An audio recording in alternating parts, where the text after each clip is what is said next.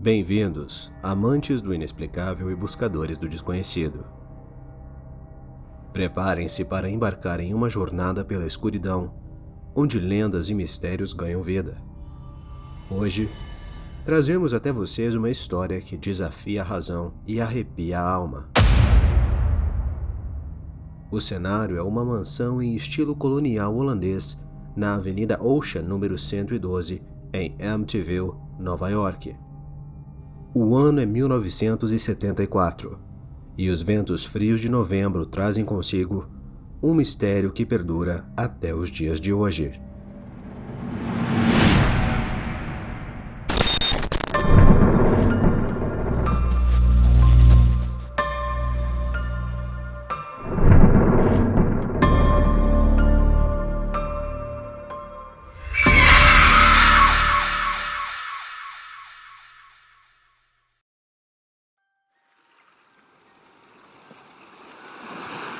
Imagine-se nesta pequena vila à beira-mar, onde as ondas sussurram segredos e as árvores parecem guardar antigas histórias.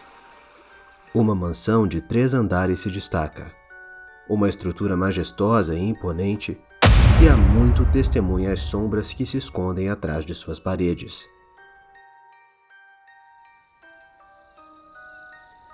A noite está quieta e o ar gélido trazendo consigo um presságio de algo sinistro prestes a acontecer. Na calada da noite, 6 membros de uma família são encontrados debruçados em suas camas, as mãos sobre as cabeças. O que poderia ter levado a essa cena aterradora? Onde estavam os sons dos disparos? E de quem eram as vozes que o filho mais velho, Ronald DeFeo Jr., alegava ouvir? A verdade está envolta em sombras, e cada resposta revelada apenas abre as portas para mais perguntas. E a história não termina aqui. A casa, palco desse terrível massacre, escondeu suas feridas sob uma fachada renovada. Uma nova família, os Lutz, corajosamente se muda para o que foi uma cena de horror. Eles não sabiam o que os aguardava, os segredos murmurados nas paredes e os pesadelos que se tornariam reais. Entidades sussurram nas sombras, móveis ganham vida própria e aparições vagueiam pelos corredores. Uma criatura semelhante a um porco vislumbrada por George Lutz traz um arrepio à espinha. A família Lutz luta para entender o que é real e o que é fruto de sua imaginação, enquanto a casa parece se alimentar de seus medos. O que provocou a rápida partida da família Lutz deixando tudo para trás? E o que dizer das fotos borradas que capturam algo sobrenatural? As vozes que atormentaram Ronald DeFeo Jr. ainda ecoam nas paredes como um enigma sem solução. A verdade está lá fora. Mas pode a mente humana realmente compreender os horrores que essa casa testemunhou? Preparem-se para mergulhar nas sombras, explorar os corredores e enfrentar o inexplicável.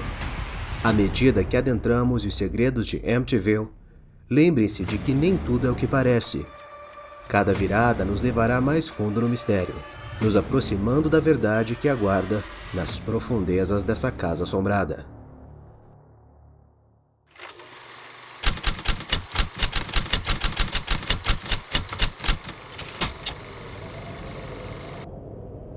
É na madrugada sombria de 13 de novembro que a tragédia se desenrola de maneira assombrosa.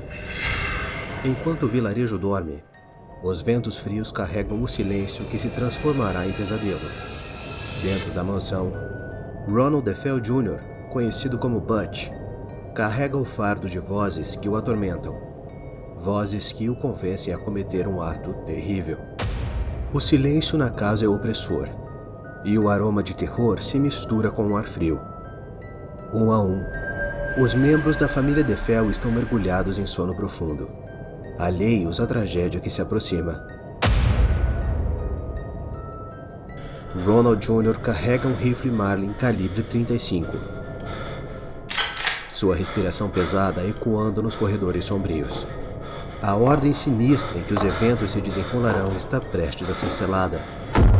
O destino sinistro se materializa em uma sequência macabra, como peças de um quebra-cabeça do mal.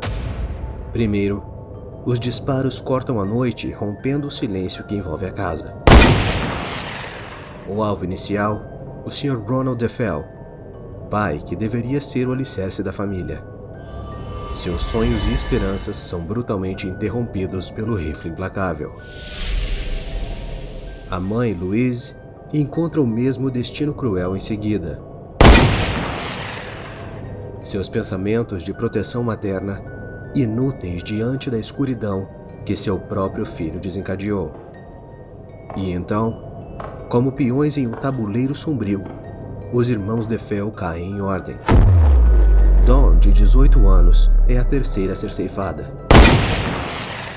Seus sonhos e aspirações, uma vez cheios de vida, agora se dissipam na escuridão implacável. Ellison, de 13 anos, segue o caminho de sua irmã mais velha. Sua juventude inocente é silenciada por um ato de violência indescritível, que ecoará para sempre nas paredes daquela casa amaldiçoada. Na sequência, Mark, de 12 anos, que sofrera uma lesão de futebol na época, é atingido a queima-roupas na espinha. Ronald assiste enquanto a perna do irmão se contorce, antes de seguir para John, de 9 anos. Os dois são as últimas vítimas dessa tragédia sombria. A infância que deveriam ter vivido é roubada, substituídas pelo horror de suas mortes prematuras. O som dos disparos se desvanece, deixando para trás um cenário de horror. A ordem macabra, friamente calculada por Ronald Jr., deixa a casa mergulhada em uma quietude perturbadora. O silêncio que se segue ao massacre é o que torna a cena ainda mais sinistra. A casa não abriga os gritos de horror que se esperaria de um massacre dessa magnitude. O silêncio é perturbador, quase como se as vozes que atormentavam Ronald Jr. tivessem finalmente encontrado o que buscavam. Com o massacre completo, Ronald DeFeo Jr. encontra-se isolado em um pesadelo de sua própria criação. Ele caminha pelos corredores ensanguentados da casa, envolto em um silêncio quebrado apenas por sua própria respiração errática. Enquanto o amanhecer se aproxima, a cidade ainda dorme, ignorante da tragédia que aconteceu na Avenida Ocean número 112. Mas o destino não permitirá que esse segredo permaneça escondido por muito tempo. Ronald DeFeo Jr. entra em um pequeno bar e suas palavras ecoam no ar frio. Alguém atirou nos meus pais. A tragédia se desenrola na casa que já testemunhou risos e lágrimas.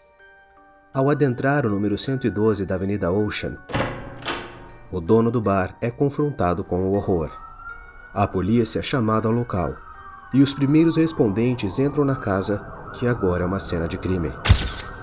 Os corpos dos DeFeo, todos de bruços, suas mãos repousando sobre suas cabeças, como se tentando se proteger do inescapável. Um testemunho silencioso do horror que aconteceu naquela noite. A perplexidade dos investigadores é palpável, enquanto tentam compreender o que poderia levar alguém a cometer tal ato impensável. À medida que a notícia se espalha pela cidade, a mídia se volta para Amityville. O nome da pacata comunidade é agora associado a uma tragédia que desafia a compreensão. O choque e a perplexidade dominam a comunidade, que tenta entender como algo tão terrível poderia acontecer em sua vizinhança. Enquanto o julgamento de Ronald DeFeo Jr. se desenrola, a cidade e o mundo observam com fascinação e horror. No tribunal, Ronald Jr. alega ouvir vozes que o instigaram a cometer os assassinatos. Suas palavras lançam uma sombra sobrenatural sobre o caso, deixando a todos se perguntando o que realmente aconteceu naquela noite. Quando comecei, eu simplesmente não conseguia mais parar. Passou muito rápido. Durante o julgamento, seu rosto expressava angústia e confusão. Sempre que eu olhava ao meu redor, eu não via ninguém. Então, deve ter sido Deus que falava comigo. Um jovem perdido em um turbilhão de vozes e escuridão. No entanto, suas alegações de vozes sinistras não conseguem evitar sua condenação. Ronald DeFeo Jr. é considerado culpado pelas mortes brutais de sua família. A sentença é proferida, ecoando o pesar que a comunidade sente. 6 penas de 25 anos na penitenciária Green Haven, em Nova York. Muitas perguntas permanecem. Será possível, como Ronald DeFeo alegou, que uma entidade maligna na casa 112 da Avenida Ocean o tenha levado a assassinar sua família? O tempo passa e a casa na Avenida Ocean permanece vazia. Uma testemunha silenciosa dos horrores que aconteceram em suas paredes. Ronald DeFeo Jr. agora cumpre sua pena atrás das grades no norte do estado, enquanto a cidade de Amityville busca se recuperar do choque que a abalou. Naquele pacato vilarejo, a corretora local Edith Evans trabalha incansavelmente para encontrar novos compradores para a casa. Entre os potenciais proprietários estão os recém-casados George e Kathleen Lutz, ansiosos por um novo começo em suas vidas. Kathy, viúva anteriormente, traz consigo 3 filhos: Danny, de 9 anos, Chris, de 7 e Missy, de 5. Uma família em busca de um lar para chamar de seu. Sob a promessa de ver como vive a outra metade de Amityville, o casal Lutz decide visitar a imponente propriedade colonial holandesa. O preço é quase bom demais para ser verdade. $80 mil por uma casa enorme em um dos bairros mais exclusivos de Amityville? Inocentes, eles estão completamente alheios à história sangrenta que paira sobre a casa. A primeira impressão da mansão é a de uma beleza misteriosa, que esconde segredos indescritíveis em seu interior. George e Kathy Lutz, em uma entrevista para o rádio em 1979, recentemente liberada, descreveram a sensação que tiveram ao entrar naquela casa. George, first of all, can you tell us something about the house itself? It's not that old a house, is it? No, it was built in 1928. It has superb workmanship. All carved moldings, hand-carved, the doorways and door panels. Now, Kathy, when you first saw this house, do you remember how you felt? Because you were looking for a new home at the time. How did it strike you initially? I fell in love with the house. My description of the house was, I thought it was charming. Aparentemente, no entanto, não é somente a aparência da casa que os atrai. Alguém ou alguma coisa dentro da propriedade parece estar chamando por eles. Como de costume, o demoníaco se apresenta sedutor e convidativo, atraindo os Lutz para sua escuridão impenetrável. Uma sedução que os levará a uma jornada de horror inimaginável. When we first went out with the broker to view it, we weren't aware of what house it was. It was after we decided that we liked it that she said, I don't know if I should have told you before you saw the house or if now's the appropriate time. But this is the house where the DeFeo slaying took place.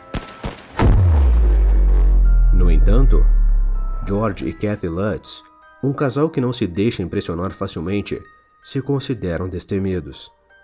George, um ex-oficial da Marinha, está acostumado com situações de alta pressão, e nada parece ser capaz de abalar seu espírito intrépido. Assim, os Lutz decidem adquirir a casa completamente imobiliada sem pestanejar. Uma escolha que inconscientemente os conectará diretamente aos horrores que ali ocorreram. A mobília que agora preenche cada canto da casa é a mesma que testemunhou a terrível noite do assassinato dos DeFeo. Camas em que as crianças inocentes foram brutalmente baleadas enquanto dormiam permanecem inalteradas. As estruturas das camas que presenciaram os momentos finais de suas vidas são mantidas pelos novos proprietários, ignorantes do mal que pode estar ligado a elas.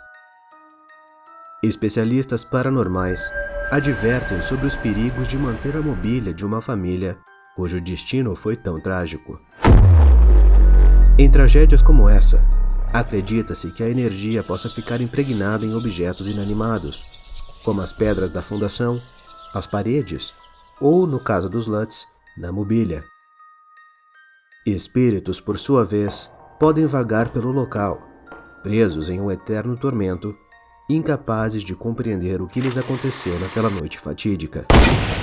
Os Lutz, alheios aos detalhes arrepiantes daquela noite, seguem adiante com sua nova vida na casa. Mas a questão que paira no ar é: se soubessem de todos os horrores que ali aconteceram, teriam eles hesitado em entrar naquela moradia do mistério? When I told a friend of mine what house we were buying, he absolutely insisted I get the house blessed. So I asked Kathy about it because I wasn't Catholic. She explained it to me. You get a priest to come out and he blesses the house for you. Abençoar uma casa é uma antiga tradição cristã. Um ato destinado a purificar e proteger contra influências malignas. Água benta, incenso e sal bento, combinado com preces e bênçãos sagradas, são os instrumentos usados para expulsar o mal e a sombra do diabo. Para limpar a casa nova, George chama um amigo, o padre Ralph Pecoraro. –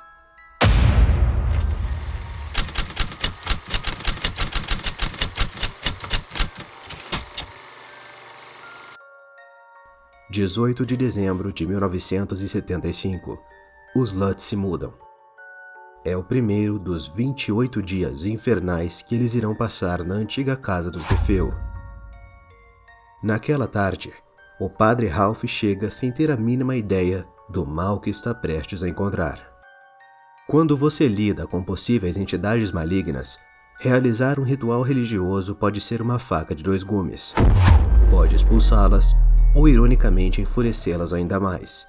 E nesses casos, essas entidades sombrias tendem a querer fazer sua presença conhecida.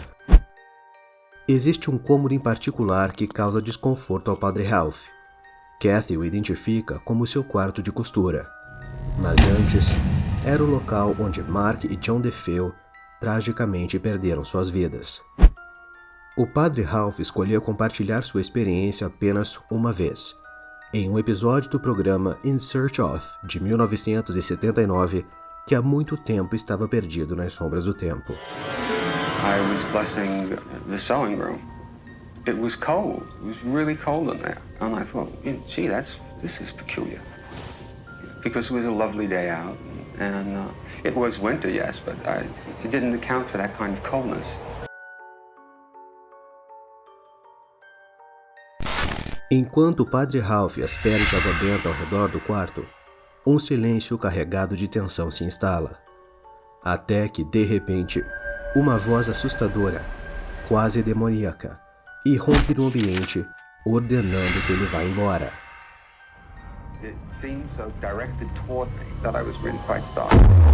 O som da voz ecoa em sua mente. Uma presença maligna sussurrando diretamente à sua alma. Terrivelmente perturbado, o padre Ralph não hesita em correr escada abaixo escapando do cômodo. Ele se sente acuado e amedrontado, mas uma terrível incerteza o impede de compartilhar esse encontro sombrio com George e Kathy. Naquela noite, o sol se põe na casa do horror em Amityville. Para os Lutz, uma jornada de 28 dias infernais está apenas começando. Nos primeiros dias na Avenida Ocean 112, a esperança enche o coração de George e Kathy Lutz, que estão mais felizes do que nunca. No entanto, sua recém-unida família enfrenta desafios cada vez maiores.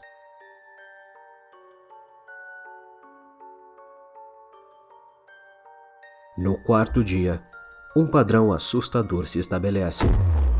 George acorda pontualmente às 3h15 da manhã, o mesmo horário em que Ronald DeFeo Jr. matou brutalmente sua família. Esse momento, conhecido como a Hora do Diabo, é amplamente considerado o auge da atividade paranormal. Segundo a tradição cristã ocidental, é quando os espíritos e demônios estão mais ativos. O véu entre o mundo espiritual e o plano físico parece se romper. Para os investigadores paranormais, A repetição desse padrão às 3h15 da manhã não passa despercebida, considerando que o número 3 é uma representação blasfema da Santíssima Trindade. O tempo parece adquirir um significado religioso macabro.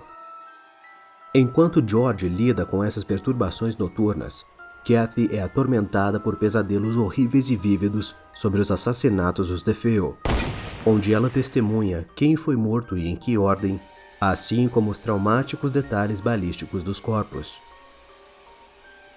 As noites sem dormir minam a saúde mental da família e corroem os laços familiares. A punição disciplinar torna-se mais frequente e severa, levando a uma crescente tensão na família.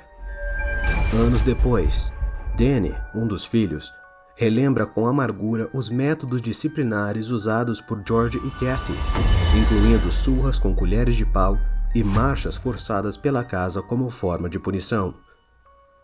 Essas táticas draconianas aparentemente são fruto da sinistra influência que a casa exercia sobre seus ocupantes. Em 22 de dezembro de 1975, durante o preparo do almoço na cozinha, um novo incidente de terror se desencadeia. Os gritos aterrorizados das crianças ecoam pela casa, fazendo Kathy subir as escadas às pressas. Daniel e Christopher, em pânico, chamam Kathy para o banheiro. Lá, eles testemunham uma substância preta e viscosa que parece escorrer no vaso sanitário, e o mesmo fenômeno se repete nos outros banheiros da casa. Kathy, atônita, decide verificar a sala de costura, onde uma sensação horrenda a aguarda. Os sinais apontam para um clássico refúgio demoníaco, onde diferentes tipos de assombrações têm maneiras distintas de se manifestar.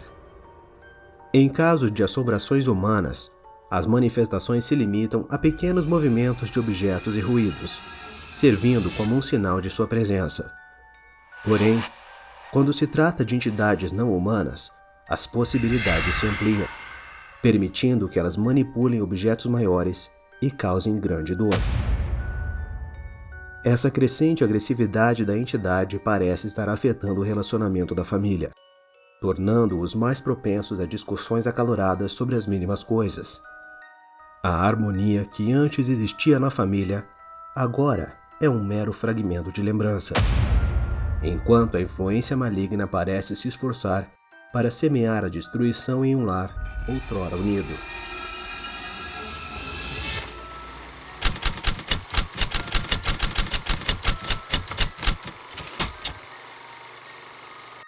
Este é o primeiro Natal da família Lutz na casa de Amityville. Por um breve momento, eles conseguem esquecer suas experiências horríveis, mas naquela noite, o mal está à espreita. George é despertado abruptamente por volta das 3h15 da manhã. Uma sensação de inquietude o envolve, quando ele percebe que a porta da casa de Barcos está misteriosamente entreaberta. Isso já havia acontecido algumas vezes desde que se mudaram, mas essa noite é diferente. Ele se veste rapidamente e sai para investigar por que a porta da casa de Barcos está aberta. A brisa noturna é gélida e a escuridão da madrugada parece mais densa do que nunca. Voltando para dentro de casa, George observa algo inquietante: movimentos sinistros no quarto de Missy. Seu coração dispara e o medo se instala quando ele se aproxima, temendo pelo que pode encontrar. Naquele momento, uma presença sombria parece se manifestar na janela do quarto. Um terror indescritível o toma, mas seu instinto paterno o impele a agir. Correndo com o coração na garganta, ele se lança a escada acima, determinado a salvar sua enteada da ameaça que espreita no cômodo. Contudo, ao adentrar no quarto, uma desconcertante reviravolta aguarda George. Não há nada lá. Missy repousa serenamente em sua cama, imersa em um sono tranquilo. Não havia ninguém à vista, mas George tem certeza do que viu. Uma presença sinistra estava ali e agora se dissipou. A confusão toma conta de George. ele se pergunta se a própria casa está brincando com sua mente, desafiando sua sanidade e mexendo com suas emoções. Em Amityville, o mal parece estar sempre um passo à frente, brincando com aqueles que ousarem entrar em seu território sombrio. Na manhã seguinte, Missy brinca no quarto como se nada tivesse acontecido.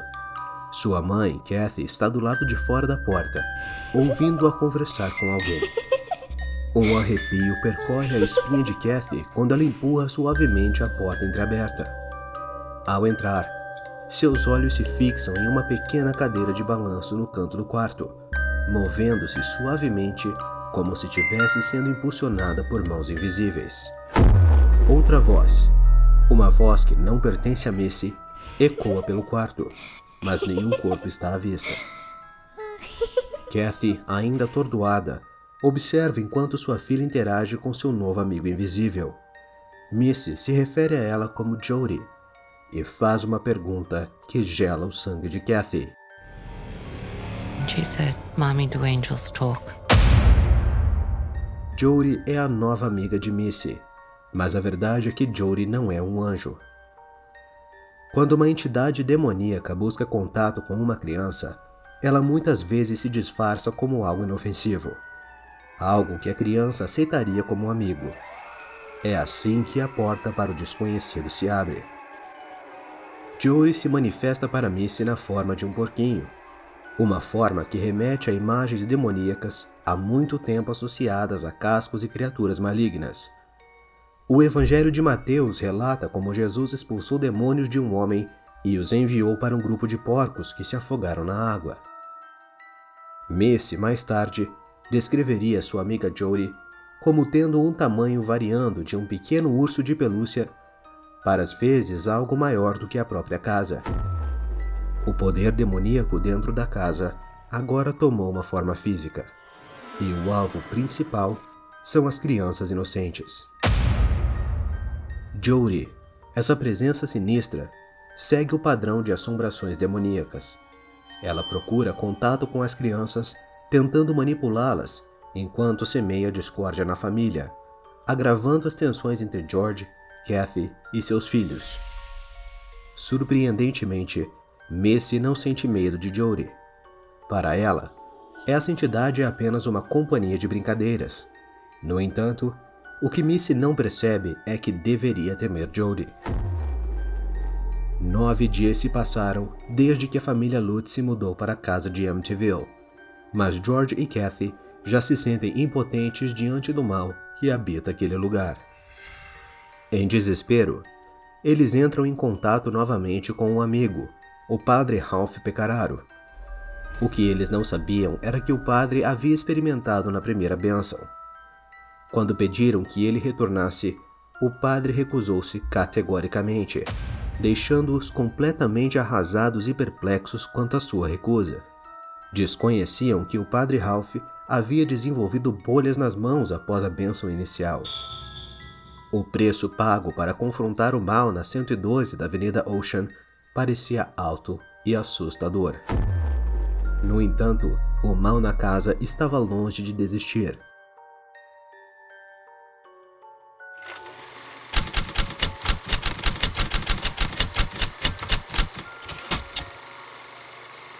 Em 27 de dezembro de 1975, às 3h15 da madrugada, George acordou abruptamente com um som agudo e insuportável, que lembrava uma sinistra orquestra em coro.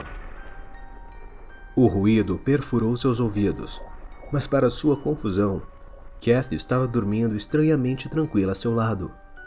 Parecia que ele era o único a ouvir aquele terrível concerto. Desesperado, ele correu pela casa em direção à origem do som, mas no meio do caminho, um silêncio assombroso caiu sobre a casa. Até mesmo o cachorro, aparentemente alheio à cacofonia, dormia profundamente. A casa brincava mais uma vez com a sanidade de George, sussurrando mistérios insondáveis. Que outras surpresas demoníacas aguardavam a família?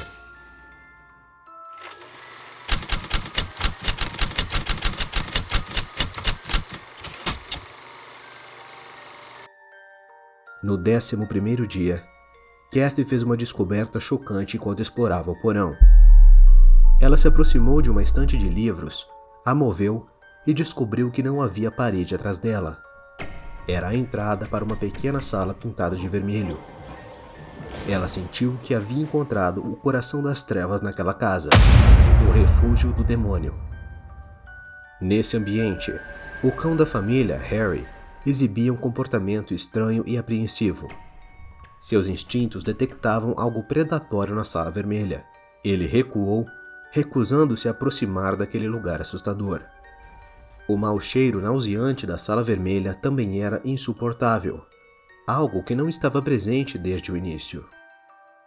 Curiosamente, após conversarem com a polícia local sobre a noite do assassinato, souberam que os policiais haviam relatado sentir o mesmo cheiro quando chegaram à cena do crime, 18 meses antes da chegada dos Lutz à casa. A descoberta da sala vermelha desencadeou uma nova onda de fenômenos assustadores. Certa manhã, encontraram uma misteriosa substância verde no corredor, contrastando vividamente com os tapetes vermelhos da casa. Era uma espécie de gelatina pegajosa e úmida, que eles prontamente limparam. No entanto, no dia seguinte, a substância havia retornado, como uma manifestação do mal que insistia em permanecer. Lágrimas negras, semelhantes a uma substância epóxi, começaram a escorrer dos buracos da fechadura. Tudo parecia estar conectado às manchas que encontraram nos banheiros. As coisas que aconteciam naquela casa começavam a confundir os limites da realidade, fazendo com que todos duvidassem de seus próprios pensamentos e questionassem como tais horrores podiam ocorrer em seu próprio lar.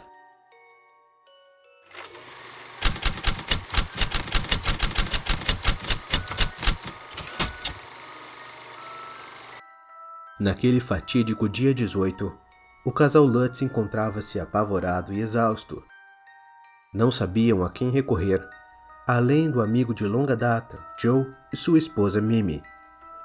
Joe, além de ser um antigo colega de classe, tinha sido padrinho de casamento de George e Kathy. Os dois homens compartilhavam uma paixão por motocicletas e uma amizade que perdurou ao longo dos anos.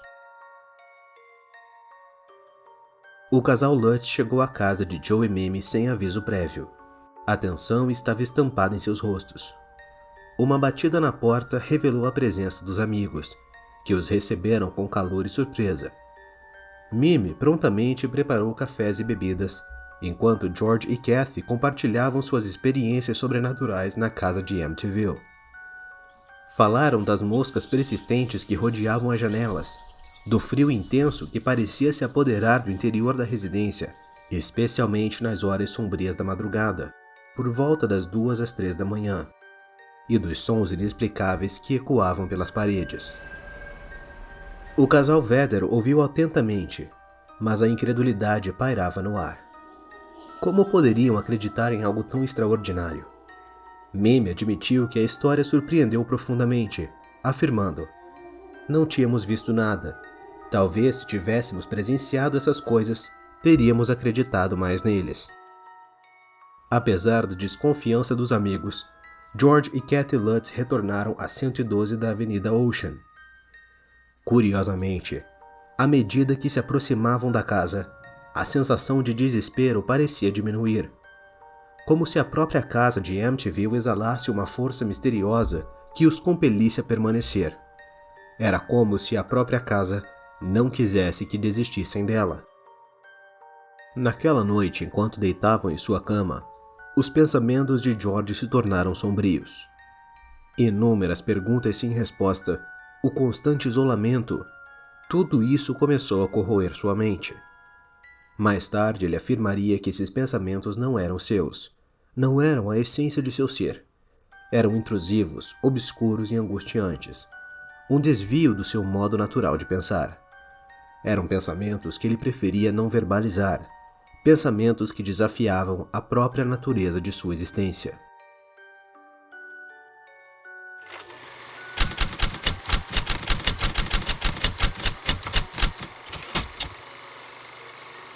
Quase um mês havia se passado desde que o casal Lutz se encontrara sitiado em sua própria casa, vivendo uma agonia incessante. Sozinhos e cheios de medo, George e Kathy Lutz tomaram uma decisão desesperada. Eles tentariam realizar por conta própria uma bênção na casa na tentativa de expulsar o demônio que os atormentava. Um amigo lhes havia ensinado como percorrer a casa e realizar a bênção. Era uma tentativa audaciosa e perigosa de confrontar o mal que habitava a casa.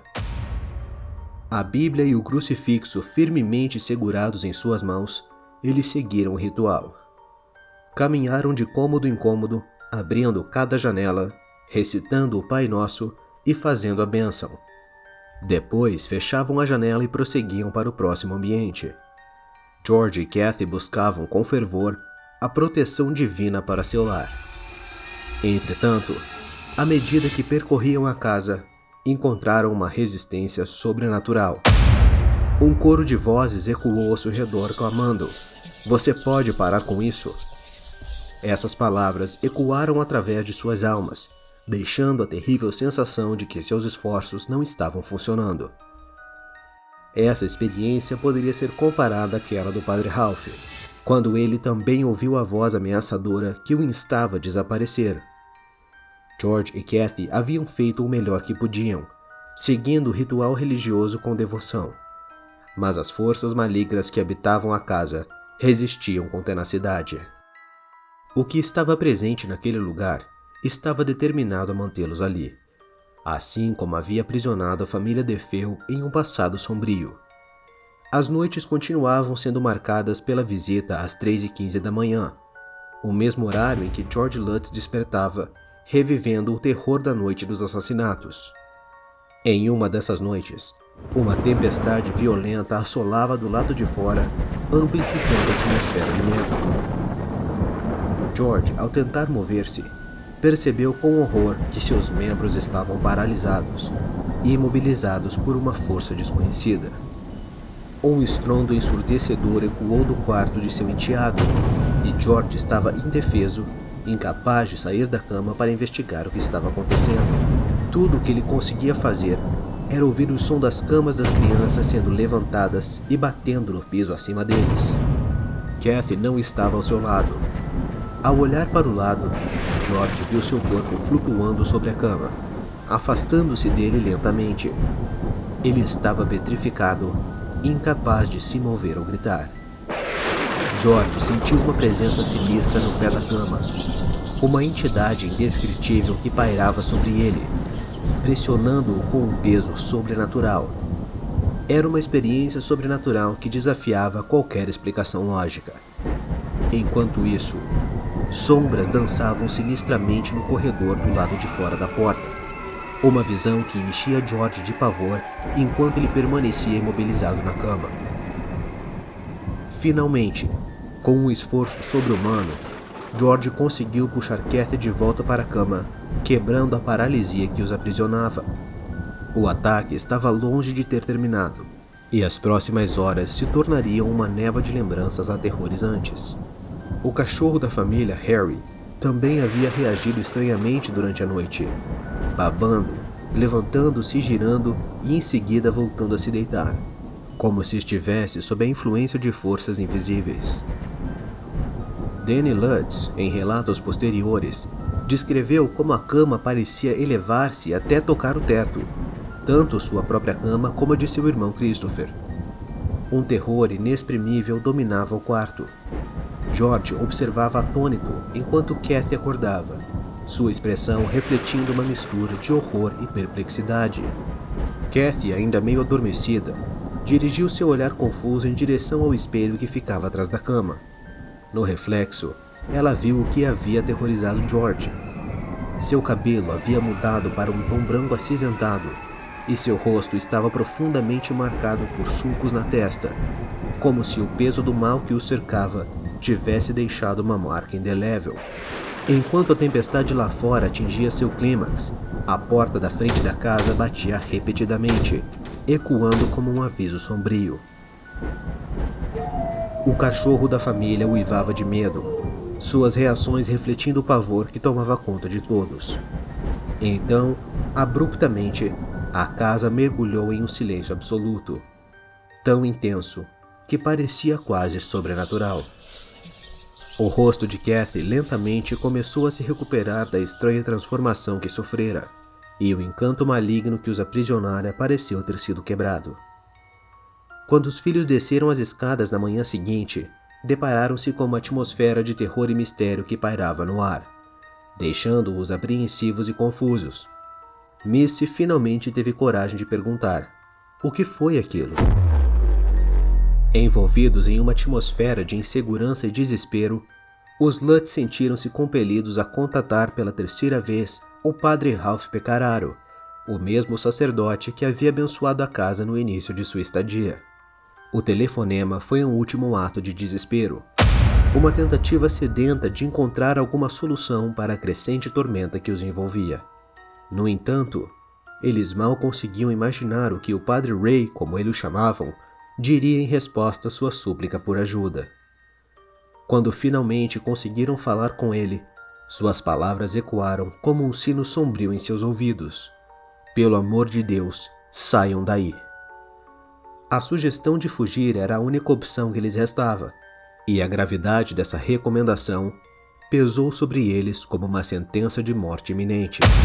No entanto, apesar da noite infernal que haviam vivenciado, algo dentro deles se opunha à mudança.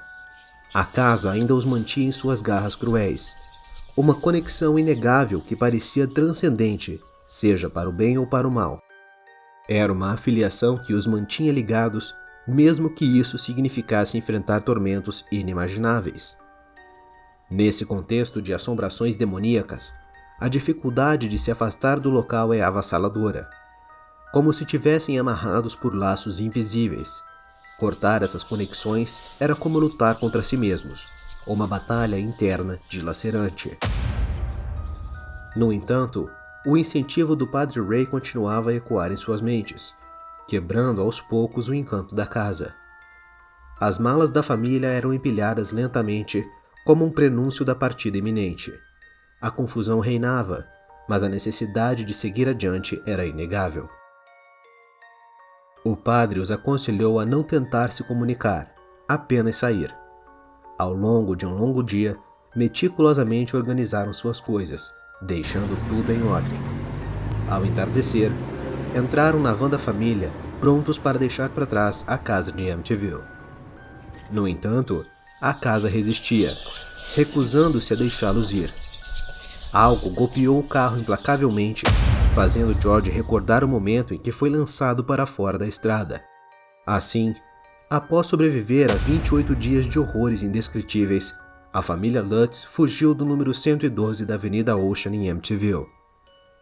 O que aguardaria a família depois dessa fuga? Teriam eles escapado do mal que os assombrara? Após sobreviverem a esse tormento, os Lutz não podiam simplesmente seguir em frente. Não, quando a casa ainda estava lá, faminta por novas vítimas. George começou a buscar desesperadamente a ajuda de especialistas no sobrenatural, na esperança de encontrar alguém capaz de lidar com a maldição que pairava sobre o número 112 da Avenida Ocean. No entanto, essa história estava longe de terminar. Existe um terceiro capítulo envolvendo o renomado casal paranormal Ed e Lorraine Warren, que se aprofundou nesse mistério assustador. Se você deseja conhecer essa próxima parte da história, deixe-nos saber nos comentários. Se houver interesse suficiente, daremos mais detalhes.